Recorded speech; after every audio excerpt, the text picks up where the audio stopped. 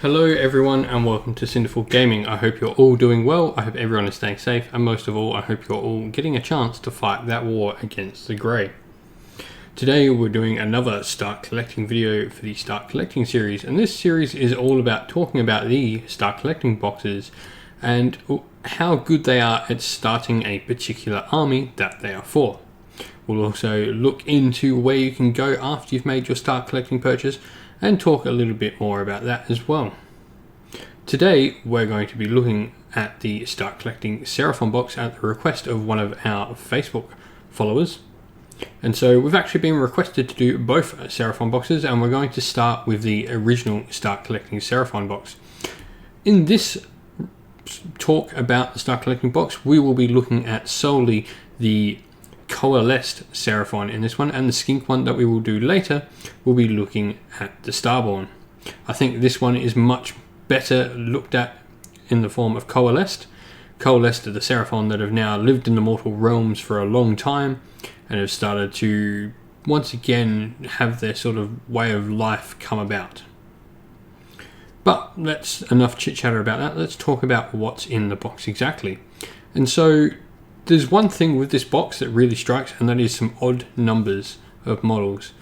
And the main reason due to that is because many of these kits actually existed back in Warhammer Fantasy. And so the number of models on each sprue is representative of a time when ranks were 4 models wide, and so you have 12 Soros Warriors and 8 Soros Nights in this box.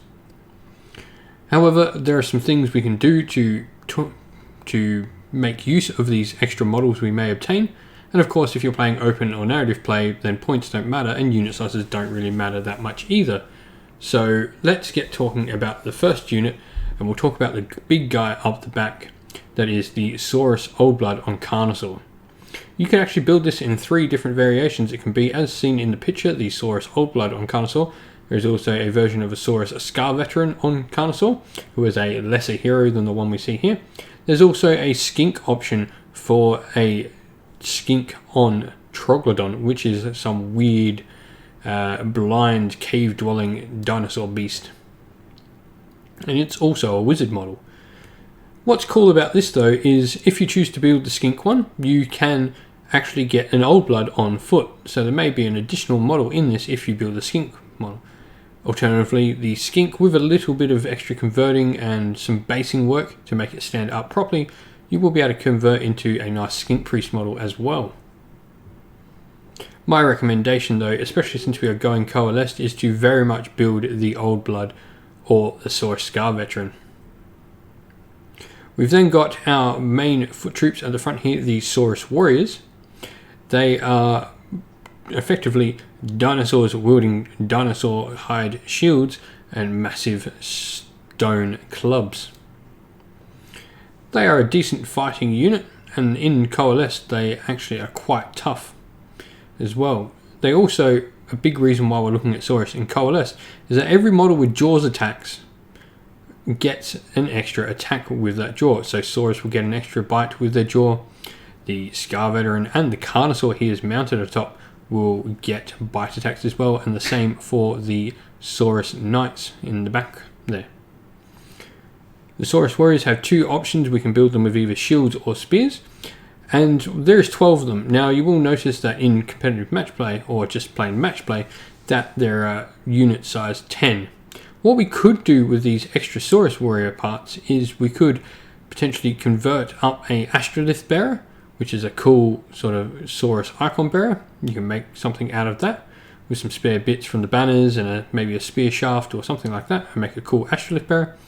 You could also potentially maybe take the shield. If you built the Old Blood, you should have a nice giant shield left that you could make into one of the other Soros heroes.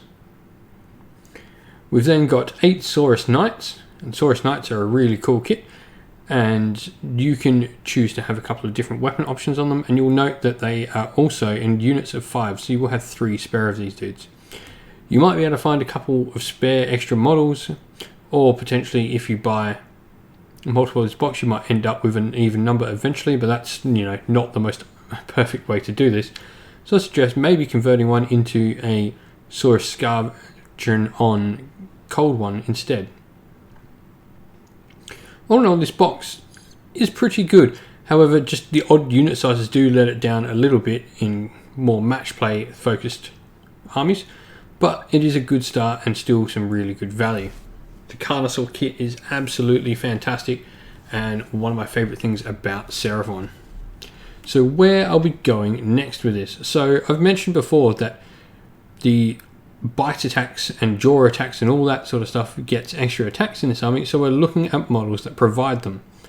There's also a sub-faction within the Coalesced that allows you to take Stegodons as battle line, and that is the next model we'll be looking at, the Stegodon.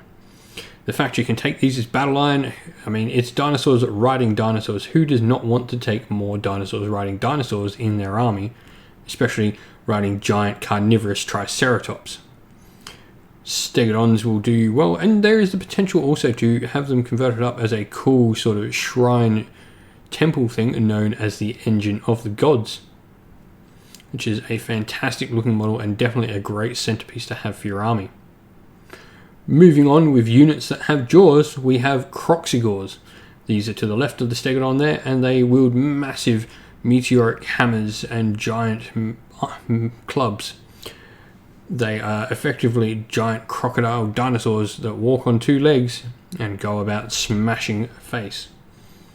They're a decent unit and an elite infantry and will definitely give something different to your army. They also will, of course, get extra attacks with their jaws.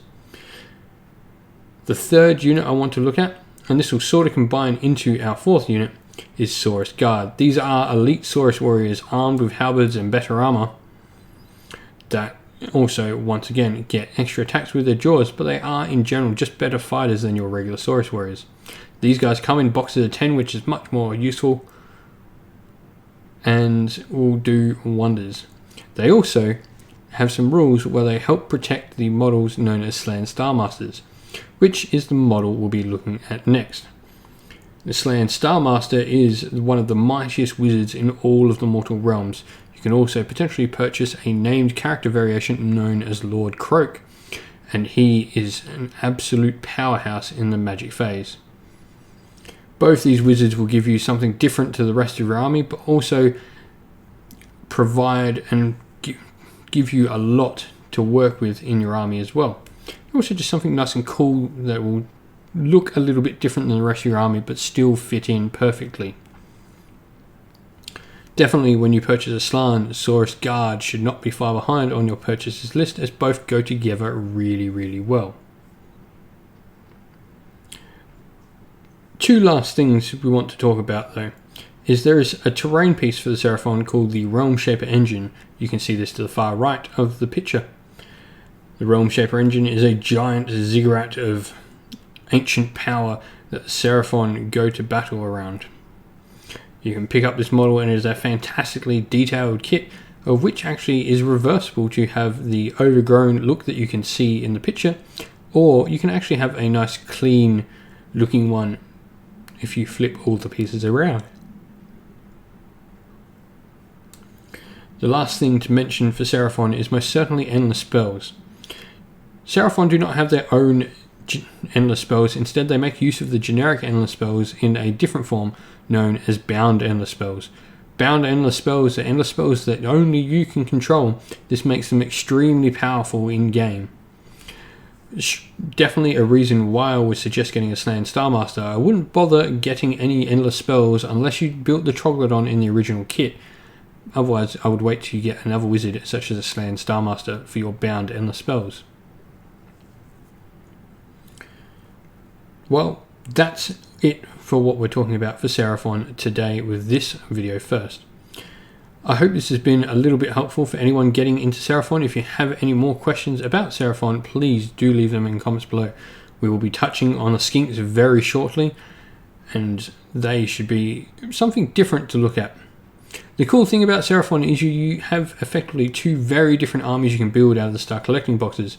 And this allows you to potentially collect both parts of the Seraphon and give you almost two armies that will play so differently and feel so different. And not just that, but you'll have different things to paint in these armies as well.